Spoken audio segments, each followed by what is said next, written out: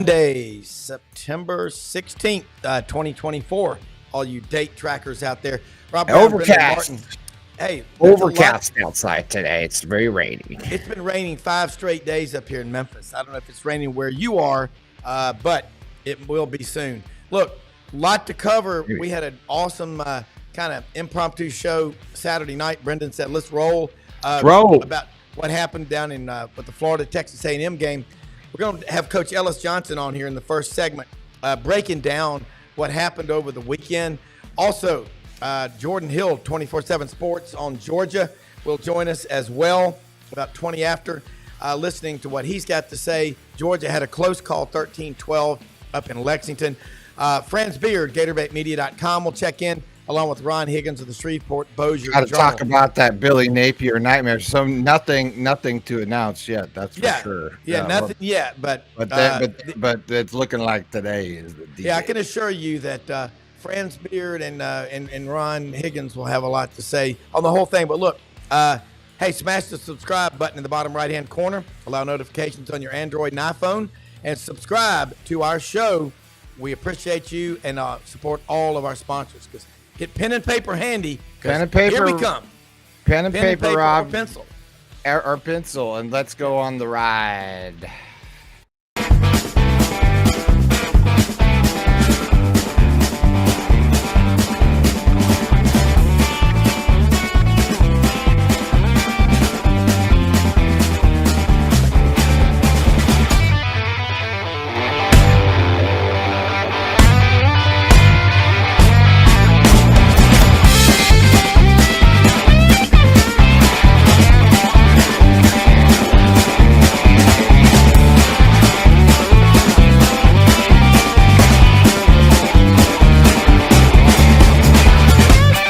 Sidelines with Rob Browne.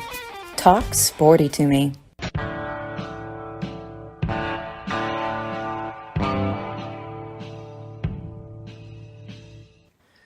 Hi, Rob Browne here with you. And look, if you watched a lot of football over the weekend like we all did, you saw a lot. Who better to break it down than Coach Ellis Johnson? And Coach, you looked at the I don't know where to start, really. Georgia's close call. Number one team in the country goes up to Lexington, KY, and pulls out a 13-12 win. A&M goes on the road, wins at Florida. LSU at South Carolina. That was a tighter game. I thought LSU would win, but I thought it'd be tough, but I thought they'd pull away late. They pulled away, but, man, it was close, and Will Muschamp had those guys. Not Will Muschamp. Shane Beamer had those guys playing their butts off. Where do you really start, Coach? Let's get your thoughts. And also, Alabama goes on the road, struggled a little bit early at Wisconsin, and pulls away to win 42-10. I had Alabama to cover. I thought they'd win 31-14. But, man, again, we don't know how good these teams are, but, Coach, what were your thoughts over the weekend? Yeah. Well, hopefully we'll get him in here. But yeah, he's trying. It's not easy, this streaming thing, everyone. Yeah. I watched all those games, Rob. Yeah. Let me start first. I want to ask you about one that we talked about Friday on the round table. LSU at South Carolina. LSU, they're undisciplined. I mean, they make Brian Kelly. They're 2-1. They could have been 3-0, but some dumb penalties in the Southern Cal game kept Southern Cal in the game. South Carolina, golly, that win 31-6 on the road in Lexington the week before looks a lot better after what Kentucky nearly did to Georgia. Yeah. I mean, I know comparative scores aren't everything, but they mean something, don't they? Look, I think right now you've got to throw out all the things that you knew about college football and the way things used to be in the past, because right now what we're dealing with is far more parity. The 3s and 4s that were backing up in Alabama and Florida and everywhere else are now finding homes with 1s and 2s. at schools that weren't always traditionally, especially in the SEC, schools are powerhouses. And so we're starting to see that now. We're going to try Coach again one more time here, see if we can catch him. Coach, are you there? No, Coach. We'll keep trying. But, and I think that's what obviously that's what we saw this weekend. We're seeing it all through college football. And I think, Rob, you made a great point this weekend. We were talking about, hey, look, you know what the issue is that, maybe everyone's just gotten a lot softer too, a lot less gumption. Maybe the money's making people soft or whatever, but we're seeing a lot of sloppy, and I know it's early, but we're getting there. What, week 3, week 4, you got to start seeing a little bit more cohesiveness, and that's why teams like Texas are just looking so good. Well, if your guys are not disciplined, you got problems. You can have all the talent in the world, but Tyler Siskey, when he was on with us back Friday, I think it was June 14th, I remember this well on a Friday roundtable. He's coached at Alabama. He's coached at Ole Miss with Hugh Freeze. He said exactly that. He said the 2s and 3s on these depth charts in the SEC, which have made this league the preeminent league in all of college football.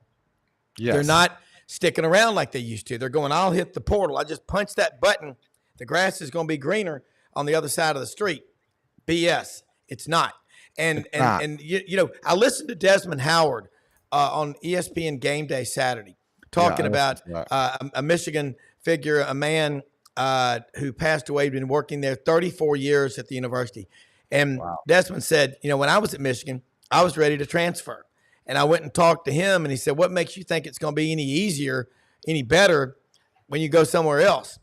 And after a conversation, Desmond said, all right, I'll ride with you. He said 4 years later, I left with a degree from the University of Michigan and a Heisman Trophy. Mm-hmm. Look, it doesn't work. What we've got right now is a lot of sloppy football. And also, I think the officials are hyper officiating. We're all about player safety, and I hope Coach can join us. But you've got, at some point, you got to let these guys hit. Make football tough again. That's what we've got to do. And right now, you're seeing a lot of poor tackling, and with the parity that fundamentals. It's back to fundamentals. It's back to coaching. It's back to doing things you did a million times. Don't arm tackle. Line up. Look at the guy's stomach when you take him down. You look at Florida's defense. It's atrocious. Look, defense wins the SEC every year. It's always defense. And, we talk so much about quarterbacks and offense and everything else, but you know what? You don't have a good interior defensive line. You don't have a good linebackers and some really great DBs back there. It's just going to be tough to win. And you just get lopsided. And that's why you look at Drinkowitz and Missouri and what they're doing there. That's why you look at some of these programs that are sort of, with their coaches that figured it out and had a little luck and timing too, right? It's like everything's sort of lined up. Look at Lane Kiffin, his schedule this year is like softball history. Look, it takes a little luck to win any national championship, that's for sure. But I think, ultimately now we are, and I guess I just speak from my lens in Florida, right? It's like we're on Napier watch right now to see when he's going to be done, because clearly he's going to be fired. And then, now what? You've got like some interim head coach. You're looking at rebuilding, all this stuff again. There's other programs like Florida out there. And you wonder how that's going to wear on that. It looks like Coach is trying to come in again. I just don't see his camera, so I'm going to try him. Coach, are you there? Coach. Yes. Yeah. Okay. If you could, we're getting a little echo. Okay. There you go. Sorry, Coach. Back off again, guys. I'm sorry. Hey, okay. There you go. Coach, can you hear us? Y'all are back off. Okay. Gotcha. All right. I really want to know, because I want to ask Coach if he knows Billy Napier. And this is not an attack, Billy Napier and his family and all like that. It's just what's happening on the field. I really believe you're paying kids. Not every kid is getting a lot of money out there because of NIL. But what we are seeing is some of these kids they're getting a pile of money. I'm not so sure how committed they are to the team. In the NFL, you have to learn, okay, you're getting a big paycheck, but you've got to produce or they will cut you. Right. In college, we're going to have to start having, without accountability, you can't get anything done. And there's a problem. Again, look around the SEC, look around college football. Those guys that you used to have, and they're gone. They're on somebody else's roster. Hey, Jordan Hill is in with us right now. We've been trying to bring in Coach Ellis Johnson on the Monday morning breakdown, Jordan, and talking about the games, having some technical difficulties, but that's part of live, whatever you do. But, we were talking about how the 2s and the 3s, Brock Vandegrift, you name the player, they're not going to stay around forever. They're hitting the transfer portal. And after what happened with South Carolina and Georgia, most people got sucked into the trap. Oh, Georgia, they're going to go up there and go, boo, and win. And you saw again how dangerous, as Kirby Smart said after the game, life is on a road environments in the SEC. So welcome aboard on a Monday morning, and let's talk about that game that the Dogs won. What's that, 43 straight regular season wins? Something like that. That sounds right. Yeah, it was ugly, Rob. No way to paper over it. I mean, offense just looked lost, especially in the first half. You saw a little more semblance of rhythm in the second half, but I mean, one, you can't ignore how bad the offense played, but to me, it's a lot about the defense. I thought the defense did a great job, kept them in the game, forced 4 field goals a couple times when Kentucky was really driving, and you thought, okay, they're going to have their opportunity. And I read about this morning on Dogs 24/7 that, this was a situation where Georgia's secondary did a great job. They only allowed one pass of over 15 yards, and it went for 18 yards. And the times that Georgia's gone up there and really found themselves in a dogfight, they've been able to make big plays. I think about 2 years ago, Georgia wound up winning, I think it was 19-9, but Kentucky started to come back late, and it was because Will Levis started hitting explosive plays. Yeah. The fact Georgia limited that and affected Brock just enough with its pass rush, I mean, I thought it made the difference in winning and losing that game.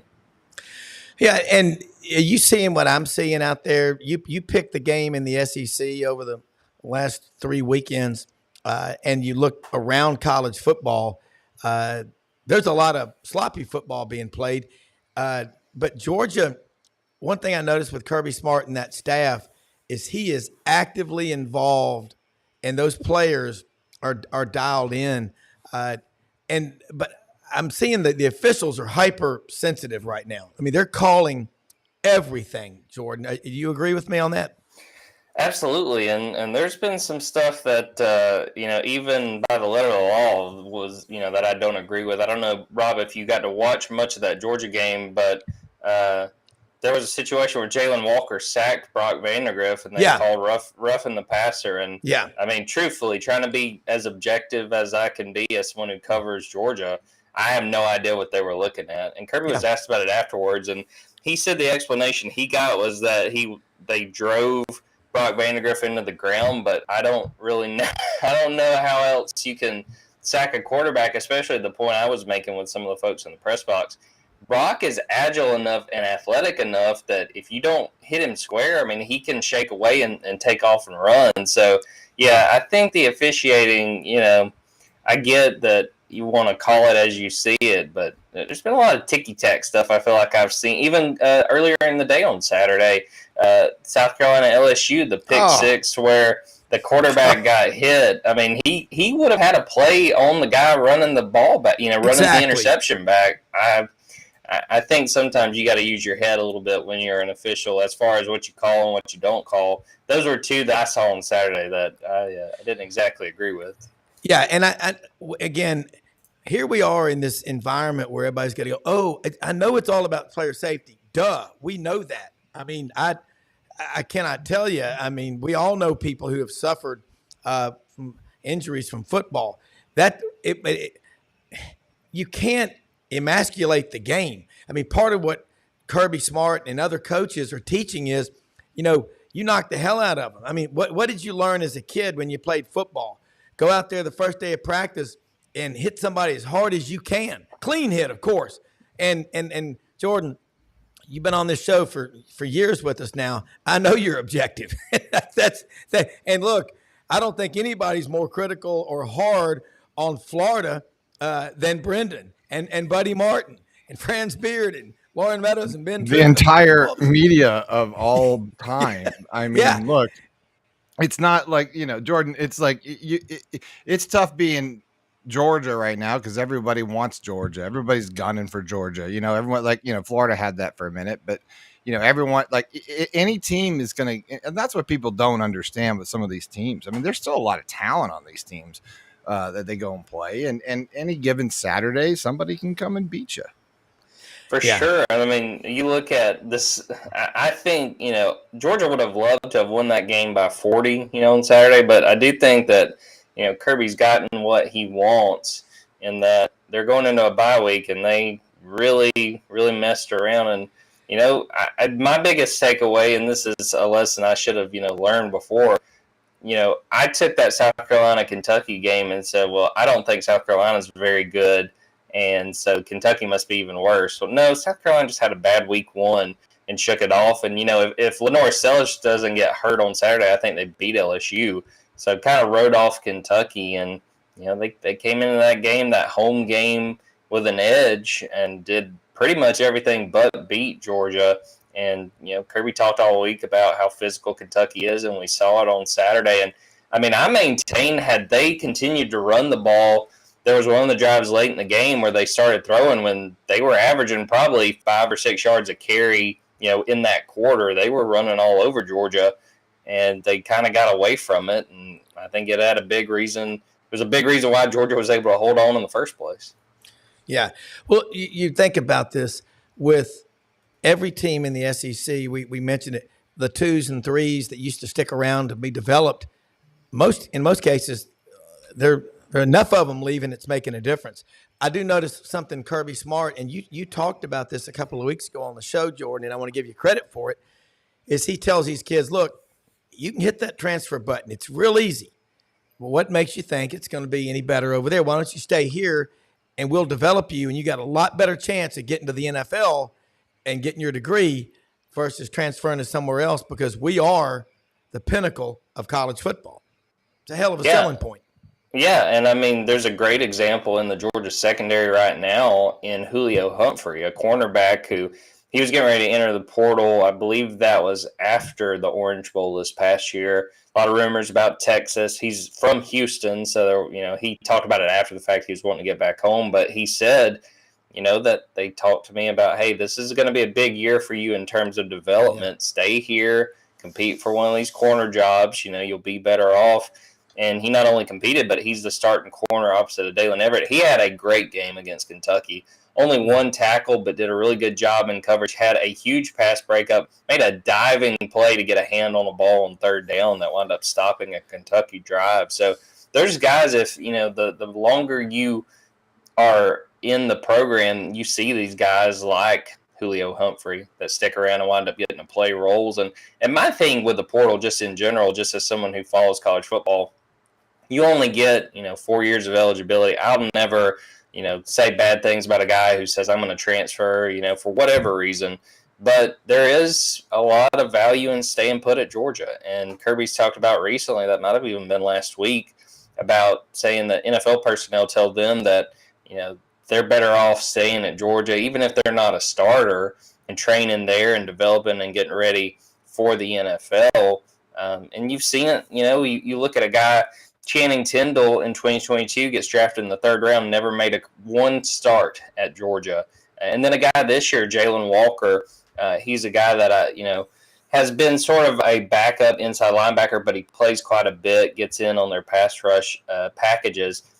He could play his way into being a top-tier NFL prospect as far as inside linebackers. So they know how to get those guys and develop them, and even if they're not starting, usually winds up serving them well when it comes to playing the next level. Paul Wickenheiser, Herr Burgermeister, a good friend of mine, lives out in Reno, Nevada. He is a dog for life. My God, he loves the dogs. Had a question about the defensive front seven for Georgia. Where do you rate this one versus the previous three dog front sevens? Well, I would say it's behind them, but it's really more of an issue of they're just not healthy. Michael Williams has been out since I think that was before halftime of the Clemson game. They got Xavier McLeod back on Saturday. That was big. Still playing without Warren Brinson, still playing without Jordan Hall. And really, I don't know if Georgia could have planned this bye week, the first of their 2 bye weeks, any better for this week. Get those guys healthy. I expect Michael Williams will be back for Alabama. I think Jordan Hall will be back. Warren Brinson probably will be back as well. I like how they played on Saturday. Tyrion Ingram-Dawkins basically carried that front, a defensive end that has had a lot of promise but has just been banged up the last few years. He played great. They've got potential, but we haven't seen it yet just out of – they've been banged up since fall camp. So getting Michael Williams, though, among those will be huge. And, that defensive front I think is going to go a long way in determining who wins that game in Tuscaloosa 2 Saturdays from now. I was going to get to that one next, Dan, before we let you go. And that's coming up the 28th of September. Dogs are off this weekend. Right now, what you've seen out of Georgia, and we've talked about it, what have you seen out of Alabama that makes you think they're different than last year, better or worse, or somewhere in between? Probably somewhere in between. And I mean, my biggest thing looking ahead 2 Saturdays from now is just going to be Georgia's secondary against Alabama's receivers. I mean, the biggest thing that held me back from putting Alabama as one of the favorites in the SEC, I think I had them third, so they're still in the run. I still had them in the running, but is the receivers. And, to date, Ryan Williams, 17 years old, out there making plays. I mean, I want to see if Georgia can limit their explosive plays. And Georgia's done a very good job of that through 3 games of not giving up big plays through the air. But this will be their biggest test yet. And, Jalen Milroe and those guys, they won in on a neutral field back in December. Now, the team looks very different. Really, both teams look very different. But Georgia's going to have their hands full in Tuscaloosa. But watching them battle those receivers, to me, that's going to go a long way in determining who wins that game. Yeah, our mutual friend Jason Caldwell, Auburn Undercover, for the last couple of years kept saying, Rob, I'm going to tell you right now, Ryan Williams in the class of 25 will be the number 1 player in the country. He reclassifies it. He may have been the best player in the class of 24. His yards after catch and his speed and everything like that, he won't be 18 for a while. Couple of more things real quick. Recruiting right now, Georgia rolling. I mean, I would say on autopilot, but they work so hard at it. And number 2, some cool stuff on X, Twitter, Twix, whatever you call it. Kirby Smart talking to those players after the game. If that doesn't tell you how much he loves his players and they love him and they've bought into that Georgia system over there, then you're blind and a living brain donor. I mean, that you just said it. You have nothing against these kids. They do what they got to do. I do get frustrated because I got 4 kids and I've always told them, grind it out, hang in there and fight. But there are going to be times when you got to move. But I thought that was that. I don't know Kirby Smart. You're around him. I know people that do from Tuscaloosa that know him very well. They love him, and they're Auburn people. just so you'll know that. And a lot of people really like that guy. But kind of expand on that, and I'll let you go. I know you got a big day. You probably got a car wash of shows to be on. Love hearing you, by the way, on Chuck Oliver. I hear you when I'm out riding my bike or driving. You're on there a lot. Do a great job. Appreciate that. But, I thought that was really cool. Brock Vandegrift and Jamon Dumas-Johnson, 2 guys that played at Georgia, now at Kentucky. There was a video of Kirby talking to them after the fact. And, Kirby told us in the postgame, that Brock Vandegrift, sat in his office and cried, when he told him he needed to leave. And it was the right decision for Brock. Carson's going to be starting. He knew Carson was going to be the starter this year. It only made sense to go on and move on. And Jamon, was a starter the last 2 years for the Georgia defense, played well, was an All-American in 2022. Those are 2 guys. Kirby said this in the postgame. We don't win back-to-back national championships without those 2 guys. They were huge. And, I do think that Kirby is very genuine when he talks about his players, that, there is buy-in there. He knows how hard they make it. It's not lost on him that, they push those guys to the brink. And I think there's a lot of respect for guys like Brock Vandegrift, like Jamon Dumas-Johnson. I wrote about this last week. These guys stuck around. They were there 3 years. I think it's a little different when you get a guy that comes in for a year, doesn't get to play very much and bolts. those guys were bought in, and it became clear at a certain point that they needed to move on. It was best for them, and I do truly think that Kirby wishes those guys well. Just not when they're playing Georgia. And for every other game that he'll be rooting for those guys. Yeah, he does. Recruiting, any surprises right now? I mean, like too much is never enough. I'll say that. The biggest thing, I think last I've looked, Georgia, I think, has the number 3 class in the country. They're trying to figure out what they're going to do at running back. They've got one guy, Bo Walker, but they're trying to figure out who else they're getting. Usmani Cremain, that's a guy that Auburn wants really badly. Georgia's trying to get in the mix there. There's a Minnesota running back. His name escapes me. He's a Minnesota commit, I should say. Playing really well. Georgia's been evaluating him. So they've got good options at running back. They haven't really ironed down who they're going to get. But they're sitting pretty. I think they're happy with how this class is coming together. Where's DeAndre Swift playing now? He is with the Bears, I believe. Okay. Yeah, out of St. Joseph's Prep up in New Jersey, Philadelphia area. Yeah. And then Noshawn Marino was from New Jersey. They get them from everywhere. I still think other than Herschel, who your best back? Tim Worley was a great one. Lars Tate out of Indianapolis. Yeah, Garrison Hurst, Heisman finalist. Yeah, out of Lincolnton, Georgia. Yeah, I remember him quite well. Lots of nightmares. Hey, how do people follow you? And we'll do it again next week. As always, thank you for sharing your time with us. We love having you on. You're a great guy. Appreciate that, Rob. Yeah, dogs247.com on Twitter, at Jordan Davis Hill on Twitter, at dogs247. So it's a bye week this week, but we're staying busy, going through, getting ready for Alabama next week, and have some basketball content along the way as well. So it'll be time to be out on the hardwood before you know it too, Rob. Well, we'll be talking with you next week about the 28th in Tuscaloosa, man. Have a great day. All right, let's bring in Franz Beard, GatorbaitMedia.com, and wow, what a show. And Ron Higgins will be joining us here in just a second from over in Louisiana. But what a show Saturday night, man. Brenden, Franz, we got the message. Hey, man, let's do a show.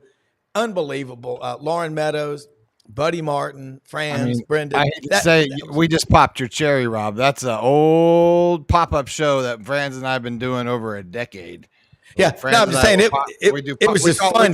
We call them pop-up shows. That's what we do. Audrey said called it Saturday Night Showdown. And I mean, that's my first time doing it with y'all. That means that we're going to do it every Saturday night. And this Saturday night was like special because of Billy. Hi, Franz. How are you? Sorry to talk. Hi, Brenden. How are you? No, it was Franz and I talked a long time after the show. And the interest in college football, guys, it's exploding. And people, they may be excited because their team's playing well. They're not playing well. They're talking about the portal, NIL, all of the above.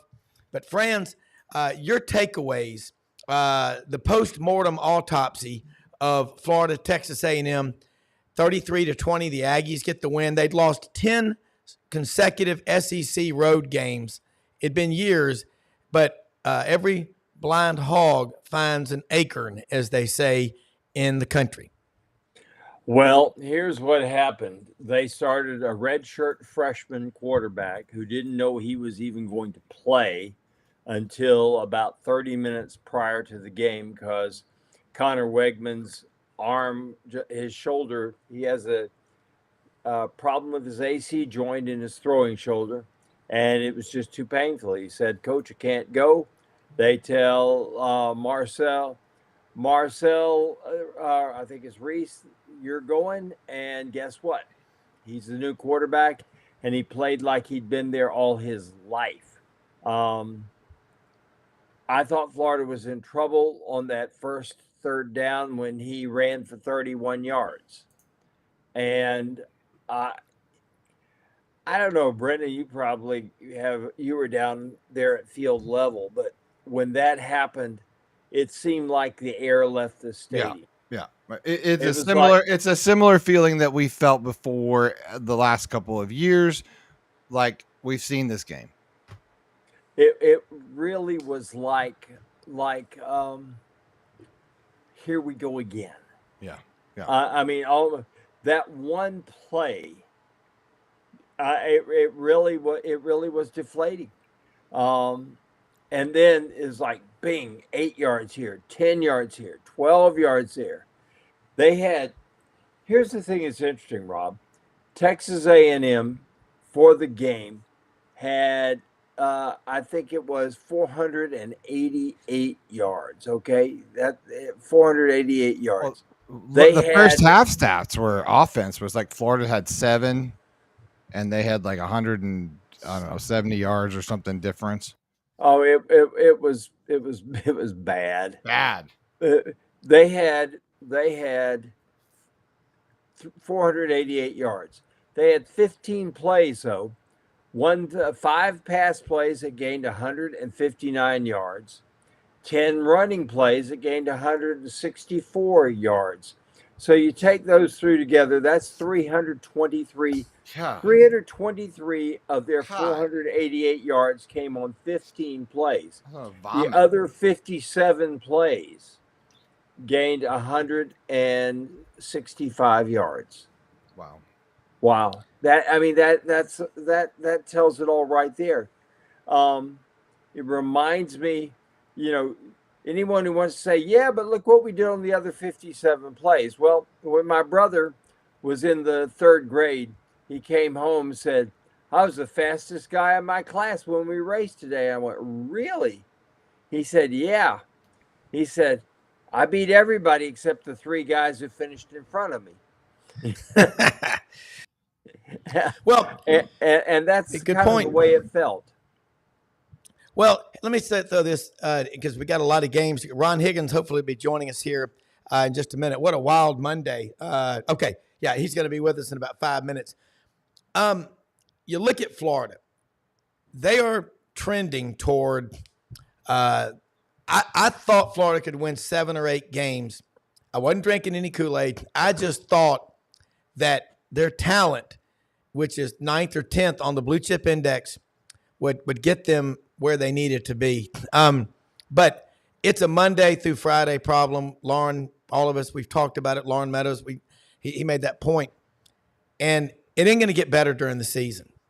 I've seen some bad football, not just, at any one school, but you can't correct these kind of problems during the season. The longer you let this fester and metastasize, it's just going to be harder to correct it. You've got December signing period. Let's say it's December 20th, just to have a common date. You better figure this out real fast. And Florida, the players, the coaches, there's a disconnect. That's just what I see. A&M, I don't know. Again, I don't know how good they are because I don't know how good Notre Dame is. But the Gators are going to go play a Mississippi State team that lost at home to Toledo, to the Blade Runners or the Rockets or whatever, by 4 touchdowns. Franz, who is the worst team in the SEC right now, in your opinion? Mississippi State. Yeah. Undoubtedly Mississippi State. And I'll tell you another one that's not any good, even though they started out 2-0, and that is Vanderbilt. When you go to Georgia State and lose, and you can't, and you're powerless to stop them in the final 59 seconds. They drove the field in 59 seconds and won the ball game. But Florida, I would say right now ranks number 14. And I might be being generous by giving them number 14, but they're not playing in sync.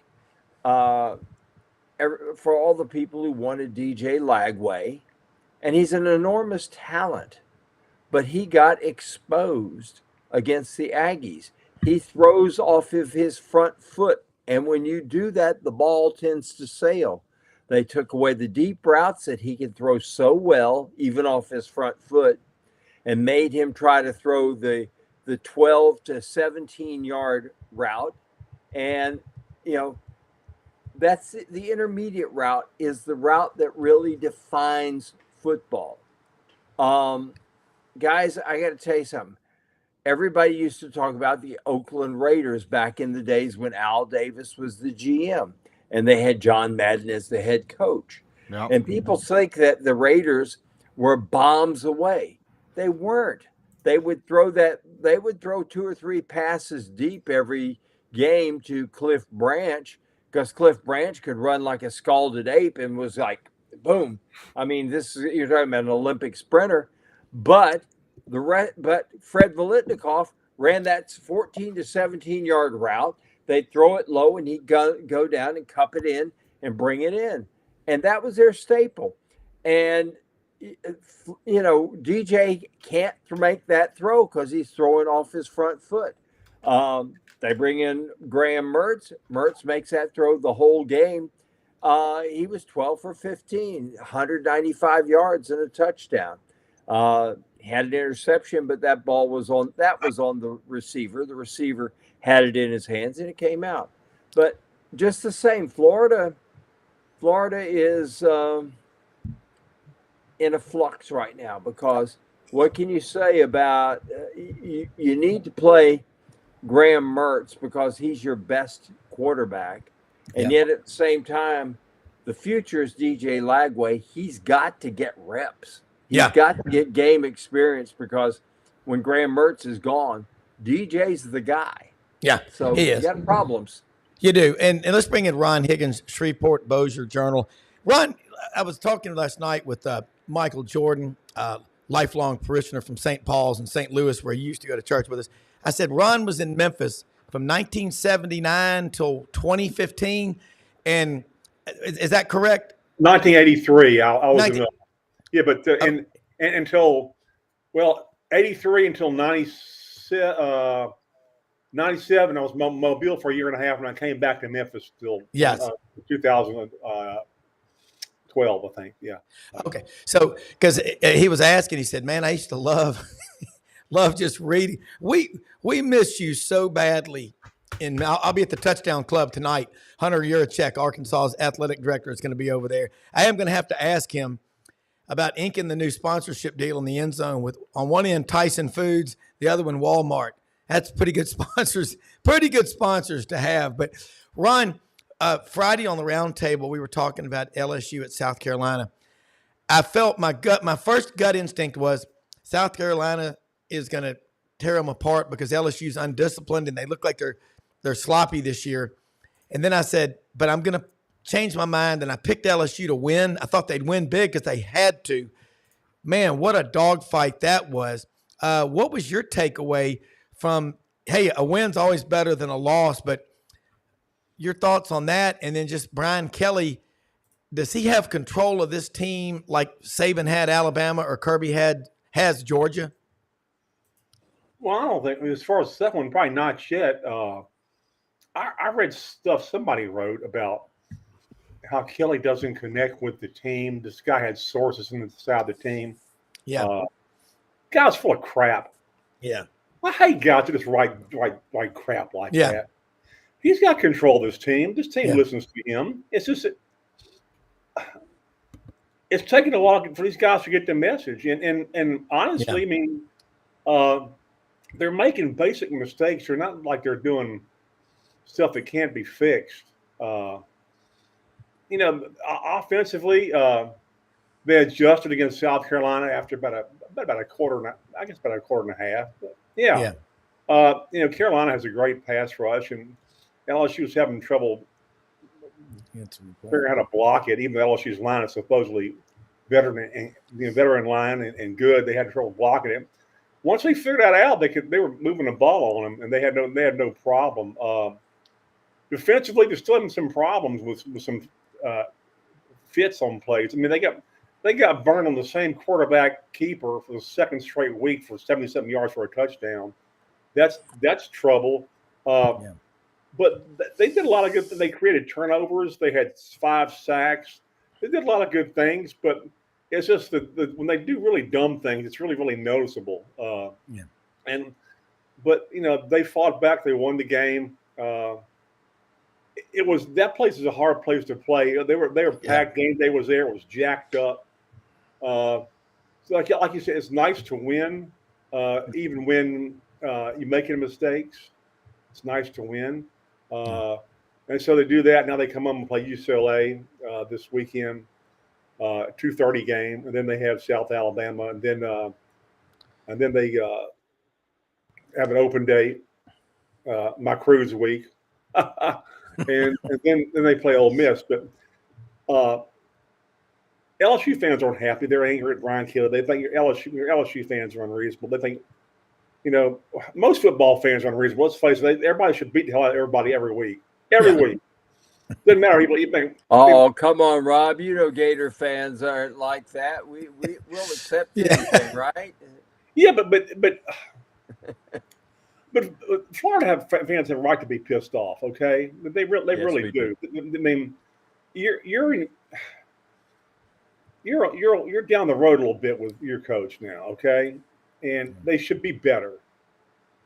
I mean, and you're just looking for increments of improvement, and when you don't see it, you get mad. And when you see the same things happen over and over again, you get mad. So I understand that. I mean, look, LSU came out in their first year, won 10 games under Brian Kelly, went to the SEC championship game. I expected that. Last year, they won 10 games with no defense, had a Heisman Trophy winner. This year, they've had to rebuild a little bit. They're struggling somewhat, but they're going to still win 10 games. They're still decent. The guys got like the number 3 recruiting class in the nation next year committed. He's hired a good recruiting staff. They're good recruiters. They're good coaches. He redid his whole defensive staff. He hired, and a lot of them are just really good coaches. But you can't do it in a blink. You just got to give them like at least a couple of weeks. And of course, I mean, right out of the gate when you play USC, that's you don't have a really breathing room. And then you play Nichols, who's vastly different. There's not much competition, and screw around again. Then you go on the road for your first SEC game, a real hard place to play, and you battle, and you get out there alive with a 36-33 victory. So, all things considered, they've learned quite a lot in 3 weeks. But and they are on the right side of 500, and so LSU fans should feel good about that. But like I said, LSU fans, they just think they should win the national championship every year. And really for a while, they were at least Orgeron's last 2 years after the national championship, they were living off the national championship. They were just it was like they lost an old girlfriend that left them. They would look at highlights of national championship games when on every time it came on the SEC network. They just kind of, you can see it on the internet. 2019 national championship game on TV tonight. Don't miss it. It's over. Okay. Yeah. Joe Burrow doesn't live here anymore. Jamar Chase and Justin didn't live anymore. I mean, if you just think about what LSU had in that team, and you look at them now in the pros, it's just stupid. So they're not here anymore. Yeah. Patrick, move on, okay? And I think probably that was part of Orgeron's problem, but besides, his off the field, amorous love life after the Final Four, after the national championship game. He kind of lived in 2020, not 2019, and he tried to recreate that by hiring guys who worked for, say, the passing game coordinator who went to Carolina, was with LSU. Joe Brady. Yeah. Yeah. He tried to hire people who worked for him for LSU staff like a year or two down the line, and it wasn't working. He was trying to recreate something that wasn't there. Yeah. You gotta have your own coach be his own guy, but I understand when your program has not made strides in its first 3 years noticeable, you get aggravated. So Florida fans have a right to be angry. I'd say, I mean, they're not happy. They might be not happy. They expected better by now. Yeah. Well, here's the thing, guys, and about Florida, and I'll say this. I remember when LSU people were thinking Billy Napier would be their guy. The ones that were smoking dope were. Go ahead. Well, there were a lot of people that because their message boards were full of stuff that, let's get Napier. He's right down the road in Lafayette. He knows the state. It's yada yada yada. And I wrote it today. Billy's a good man. I got to tell you what, he's one of the finest people you could ever hope to meet. If I had a son who was going to play college football and he came to my living room, I would be so impressed. I really would. But there is something that's not working there. And it doesn't mean that he's a bad coach or that he forgot to coach. It's just that what he's doing at Florida isn't working. And he's going to have an adjustment if he gets another chance. And I'm sure he will. Only I doubt it will be in the Southeastern Conference. He may have to go back to his Sun Belt roots, but he's going to have a $26 million cushion with which to do it. And gee, life is rough when you have $26 million to deal with. It's just kind of like Dan Mullen got $12 million to leave Florida, to not coach anymore. But before he did, Dan Mullen was on campus one day. Some girl has a can of Celsius. He tries that and he says, "This is good." And he says, "What is it?" She says, "Celsius." He invested $500,000 of his money into Celsius stock, which was $2 at the time. Guess what? Celsius will go for $30 today. So, when you got a little cushion like that, it's amazing what you can do. And Billy's going to have a $26 million cushion. But what we forget, guys, and Ron, you know this because you've dealt with change there at LSU. You're not just talking about a head coach. You're talking about assistant coaches. When you fire the head coach, you fire his family, his kids who are going to school at such and such a place hear that, oh my gosh, your daddy sucks, etc. like that. You have fired the family. You've fired the families of those assistant coaches. Assistant coaches don't get $26 million to fall back on. They've got to find new jobs, etc. So change is not fun. And Billy's a good man, and I hope he does well. This will be his last game, I'm sure of that, because they've got an open date after Mississippi State.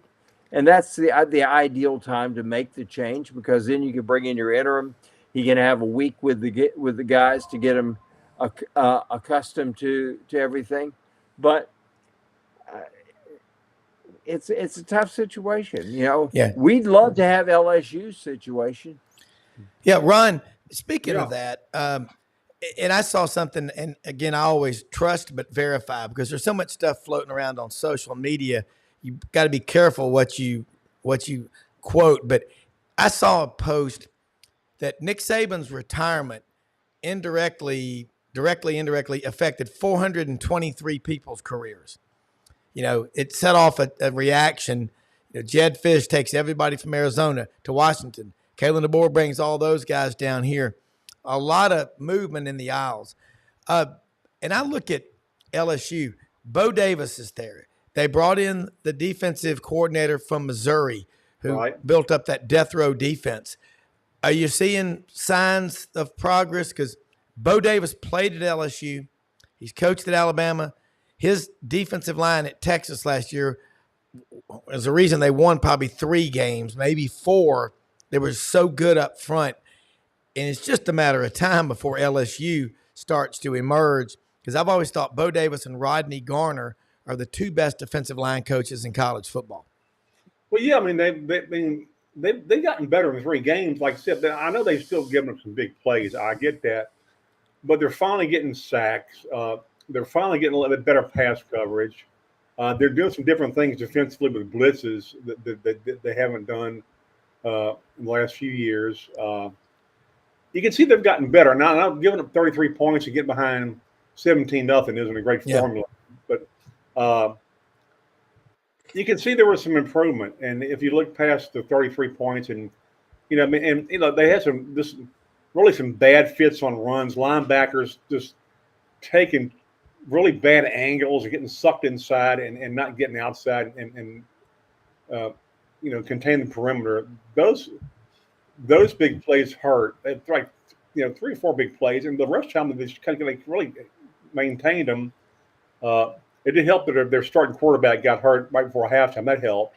You're not going to win championships with Robbie Ashford as your quarterback. He was okay, but not. Norris was a nice big old quarterback. He did a nice job. Yeah, I thought they got better defensively, even though they gave 33 points. It didn't look like it. Look, you heard those kind of people. He went out and paid $16.11 million for a new defensive coaching staff. That's just in salaries to the staff. That's not even payouts to the guys they get rid of. Yeah. All the guys they got are good coaches. I know Corey Raymond wasn't a great coach at Florida. Didn't fit at Florida, but he fits at LSU. He's always fit at LSU. Yeah. Their defensive backs are considerably better. He's just a more natural fit at LSU. He's always recruited great there. LSU was happy to have him back. I know Florida probably he just didn't work out for him there, but that's the way it works with a lot of coaches. A lot of places, a lot of coaches just some places they fit and some places they don't. And like Billy, like Napier, it's sometimes you get hired. I mean, you're the hot coach of the moment, and teams pick you up and hire you, and it works, and sometimes it doesn't. Sometimes you get a coach that nobody totally expects. Like nobody. I mean, Brian Kelly's name was not on anybody's list when LSU hired him. That was just a stunning hire, a good hire, a good steal, because you rarely get guys in Power 5 conferences or someplace as good as Notre Dame, a Power 4 conference now, to switch schools. Now it's basically you're hunting for a really good coordinator or somebody who's a good mid-major coach. Guys don't want to move. So I'll be interested to see who Florida's interim coach is. Franz, do you have any ideas who they might get as an interim coach? The word that I'm hearing is that it's going to be Dan Enos, who has been a head coach before at Central Michigan. Look at that. Hello, dog. Ron's hound. Anyway, Dan Enos had a great dual threat quarterback, a guy named Dan Lefevre, and I'm sure you remember him, Ron, because he was a record-setting quarterback. They called him the poor man's Tebow back when he was the QB there at Central Michigan. He's been a coordinator and a quarterbacks coach throughout the SEC at Alabama. He worked for Nick Saban, etc. But he's got head coaching experience, and he's the guy that I would believe is going to be the guy there. I don't think that, the other guy that I think it could be would be Jabbar Jalouk, who I think is as good a running backs coach as you're going to find anywhere in the country. Tremendous personality. Kids love and respect him. And Florida's got running backs. Rob made the point earlier that Florida's got talent. It's just that there is some sort of a disconnect from talent and practice to games. And Shane Matthews made the point Saturday night in the press box. He said, they don't hit. And, I think a lot of teams have tried to get on this idea that, okay, we'll save our people because we won't hit during the week.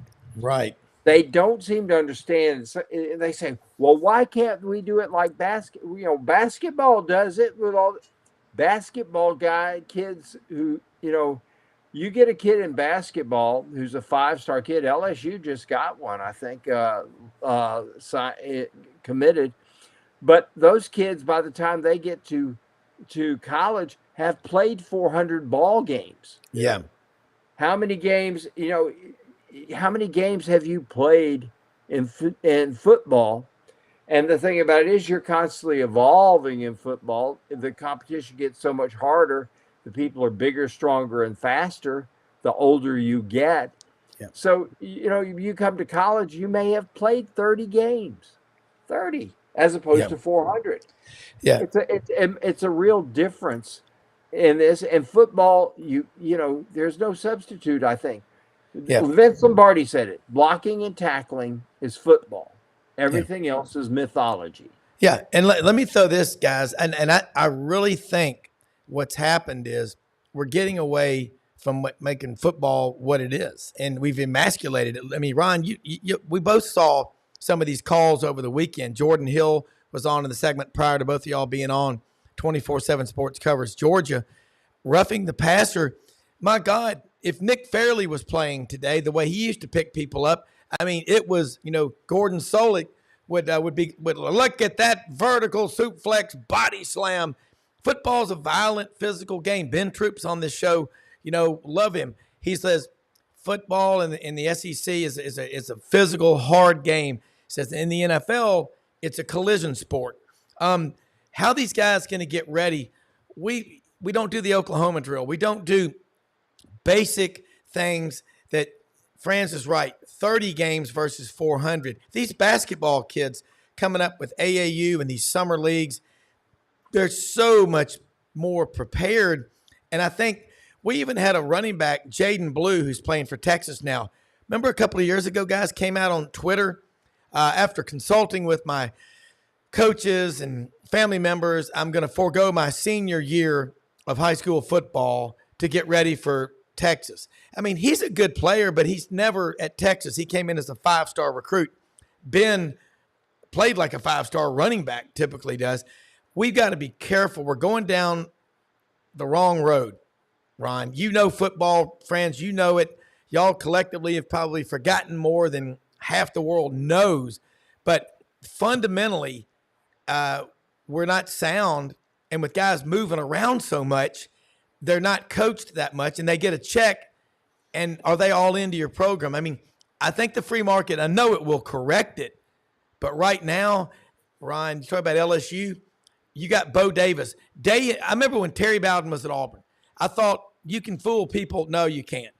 Day in and day out, offensive and defensive linemen busting heads against one another, builds a tough physical. It's a state of mind. I think right now, if I'm a coach, I'm going, look, we're going to be the toughest, hardest nosed team, get after your ass for 60 minutes team in America. And then as you start bringing in more talent, that's what Kirby Smart, I'm saying, you got to be like what Kirby's doing at Georgia. Those guys not only are talented, but they are tough. Yeah, maybe Georgia might hit more because they have more bodies. They do. They got a lot more. The NCAA, I put part of this in the NCAA. They legislated so much stuff like for preseason practice. Like, yeah, you can't do 2-a-days anymore, and you can only be out there for so long on the field. The limits of what you can do. Yeah. As far as time element. They're trying to make college football soccer. Yeah, and then lacrosse. Coaches, they do try to be careful in preseason with how much they hit. I mean, but again, I agree. You got to have some days where you're just at war with each other to get ready for a season. Otherwise, like, it'll be a shock when you start hitting people or you don't know how to hit people. Exactly. And then the rules have legislated against stuff. I mean, it seems to me like you can barely touch anybody at any time. I was watching a pro game yesterday, and there's some of the damnedest calls I've ever seen on just like linemen hitting each other, and the guy, accidentally hits a guy in the helmet with his hands, and then it's all of a sudden it's a hands to the face call. It's like a millisecond of a guy hitting the head. I mean, it wasn't his intention. He was blocking him high, and his face wouldn't hit his helmet. He didn't grab it. He just pushed his head back and then pulls his head, and all of a sudden it's like this heinous personal foul. Yeah, it's like they've protected us so much. It's like, I mean, if I'm a lineman, I don't know what the hell I'm doing half the time. Yeah, because I don't know if my quarterback is he scrambling, is he throwing, and I'm like 2 steps past the line of scrimmage, and I'm getting called for an illegal, receiver lineman downfield from me. The penalties are just god awful, and it seems to me a lot of times these referees are just the refs of the LSU South Carolina game. This is not. I'm not bitching about LSU stuff. The LSU won every replay call. Okay. Yeah. But it just seemed like from the get-go in that game, these guys were huddling like 5 girls at a homecoming dance to decide who they're going to dance with next. Yeah. Every call was a huddle. Yeah. From the first call, I'm like, why we have 4 officials huddling on every freaking play to decide if it was a penalty and then decide if it was a replay worthy? And look, I know officials have a hard job. It's easy for us to sit there and watch, say, on replay, that's pass interference or whatever, when you're, a back judge run downfield with 2 guys that can run, 10 flat hundreds trying to, fight with each other, trying to decide if it's pass interference. I get that. But a lot of times, a lot of these games are over officiated. Oh, yeah. And yesterday, Rob, Ron, yesterday, did you see the Chiefs and I think and on 3 consecutive plays, the Bengals go from 1st and goal to 1st and goal from the 50-yard line. Yeah, 3 consecutive penalties. And really, if you're in the pros, probably even more. I've seen colleges do it. If you're like, 3rd and 25, man, just loft one deep and get a pass interference call every time. Yeah. Yesterday, Cincinnati lost a game on that call. It was a pass interference call. It was legit. But you could. It's like that was Kansas City's only hope. They were 3rd and 25. They were down. There was like 4th. They were down the last down. And they just lost it up downfield, got a call, then was field goal position and won the game. I just think, it's just a lot of it's over officiated, and I agree with a lot of it's like you can't hit anybody anymore because you get called for a personal foul. But and I understand the game is big and fast and tough. I always tell people this, and Franz knows this real well. If you think it looks violent from the stands in the SEC game, go stand on the sideline. And then that's when you get an idea of how fast and how violent it is. I know we've all been on sidelines in games. A lot of times toward the end of the games, they'll let the print media down there. And that's when you get a good idea of how fast and how violent it is. And I agree. There's I think that's one thing head coaches have to worry about now is how much I hit. Have I hit enough? Yeah. And what kind of adjustments I need to make in my hitting once I'm in the season, because I know after the USC game, LSU went back to the practice field. They went to war. They've been hitting more. So I understand what you're saying. It's a mentality. Urban Meyer used to have what we call Bloody Tuesday. And Tuesday was the day when that was your hitting day. And it was every Tuesday. And Bloody Tuesday, you know, if you wanted to get on the field on Saturday, you had to win on Bloody Tuesday. Yeah. And you know, nobody does that. Florida's not blocking. Florida's not tackling, and it shows in the way they play on the field. They don't block anybody. They don't tackle anybody. We have one offensive lineman who can play, and that's Jake Slaughter, our center, who is as good as any center in the country. I promise you, he is a stud. But you've got this, it's like Secretariat is in the middle here. It's like five shoots at the racetrack, okay? And you've got Secretariat in the middle, and you have surrounded him by 4 donkeys, you know? Yeah. And that's what you get. Well, we've let the worst case injuries, the worst case scenarios control the narrative, and we got to take it back, because football is a physical, it's a violent game played by men who knock the hell out of each other. And I talked with Dana Marquez, my friend, who for 19 years was the director of equipment operations at Auburn. You look at Falcon Pursuit, companies like his, and they're making the game, the equipment better than it's ever been because the guys are bigger and they're faster, they're stronger.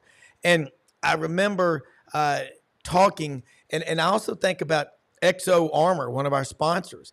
They're making 3D. You can have, let's say, your high school, Neville in West Monroe, Louisiana. They've got they subscribe to XO Armor. Player jams his wrist in the first quarter. They can send in the information on that player, and by the beginning of the second half, he's got a custom-made cast off a 3D printer. He's back in the game. We're doing more than I've ever seen for player safety. And at the same time, we're taking away from football what makes it. You got guys that are 6'5", 320 pounds and are trained to go out there and knock the hell out of people.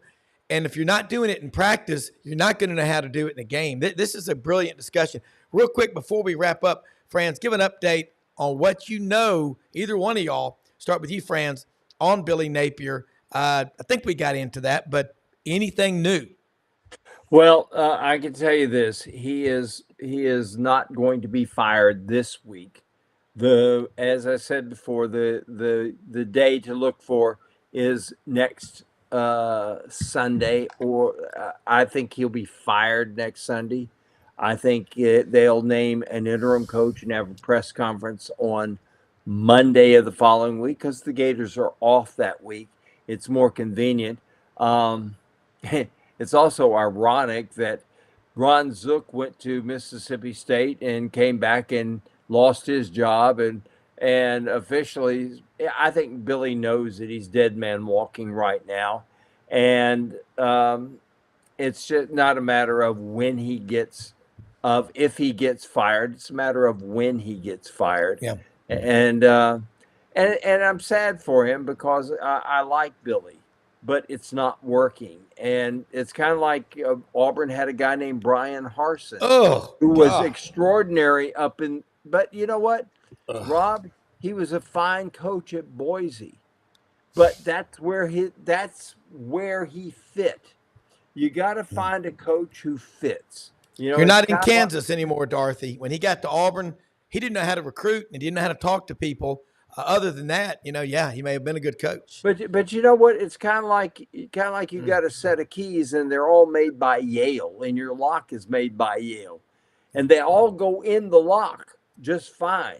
But when you turn them, only one of them works. Yeah. You got to find the one that fits. Yeah. And I think Billy Napier can coach. I didn't think he forgot how to coach. I don't think it's an accident he won 40 games at Louisiana. Yeah. I do think that he doesn't fit here.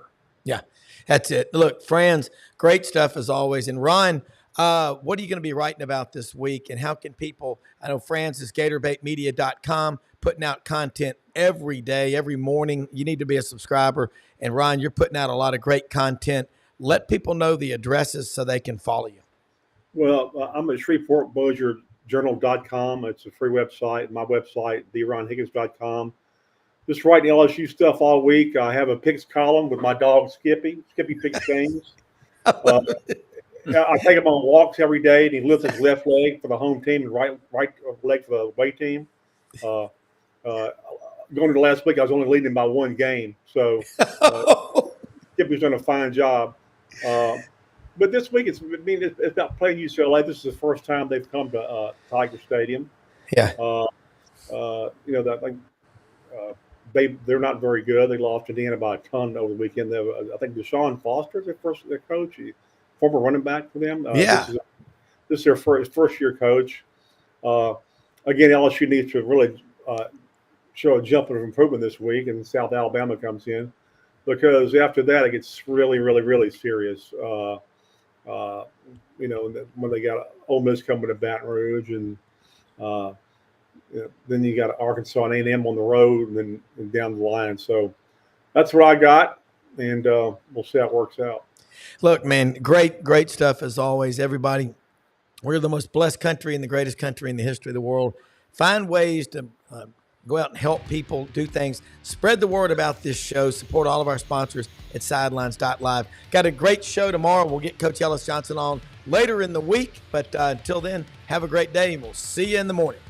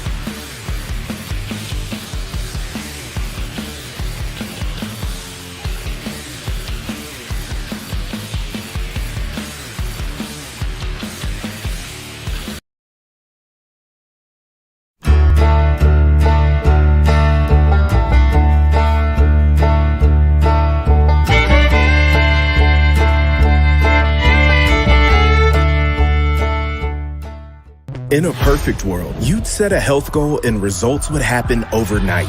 In this world, the real world, it takes time, dedication, and the right support to achieve your best self. The Vitamin Shopp's health enthusiasts are here to make sure you're not wasting a single moment on the wrong supplements. From the highest quality sports nutrition and superfoods to the most sought after trends, you'll find a huge variety of science-backed solutions for every goal.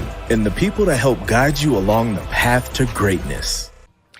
Unbelievably, every 2 minutes in our communities, a child is either bought or sold for sex. I am Ari Dickey, board member for the Nashville Anti-Human Trafficking Coalition.